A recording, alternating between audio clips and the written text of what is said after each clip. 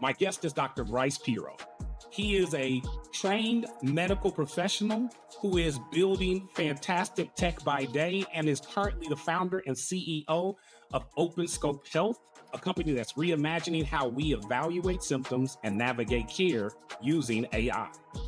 OpenScope's first product is an on-demand symptom checker that gives people intelligent, educational health insights instead of sending you down the 2 a.m. Dr. Google rabbit hole. They've already launched, attracted thousands of users, generated revenue, and are now in conversations with health systems for pilots. I joke that trying to become an entrepreneur and trying to learn about it, reading a book on entrepreneurship is like reading a book on how to play basketball. It might help a little, but really what you got to go You got to get out there. I don't even know if I knew that was an entrepreneurial thing per se, but I knew I enjoyed this kind of creative problem solving and things like that. And then I think a year later, we started our first kind of real company, which was a coffee company, ready to drink coffee for healthcare providers. We built it all out. It was kind of joke that it was like my crash course MBA and that I had no business background. And then all of a sudden, I was running this complex supply chain where we're shipping beans from Colombia up to a brewery in Boston. That brewery in Boston was brewing it, sending it large quantity down to us in Charlotte. We were storing it in Charlotte and sending it out to end customers. And by the end of all that, we were doing okay from a revenue perspective, but our bottom line wasn't doing nearly as well. And we're about breaking even because It was costly. it all weirdly started with a social media page one day asking me, hey, do you want to make a TikTok? And I was like, come on, man. I'm a grown up. I don't have time to make a TikTok. Well, it really resonates with me because I have Crohn's disease.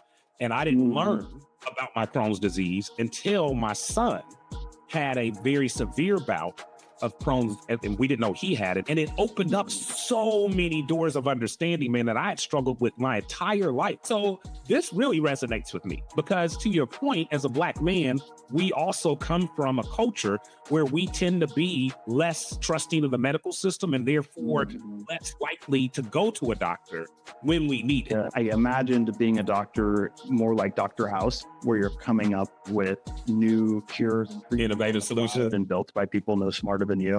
So it's like nobody really like knows for sure. I think that's really like an iteration of the Plato quote that I know that I know nothing. Yeah. So a personalized health agent is kind of this big idea that eventually all of those updates on your health, your blood pressure checks, your reminders about what to eat, when to exercise, who to call, you're having a headache and where to go and things like that can all be done in one place with AI. I think it is somewhat baby steps and that you need to get people used to something so it feels foreign using this kind of view. But once you get a little bit used to it and keep using more features, that's the way to actually grow and build up. So right now it's more about providing personalized education.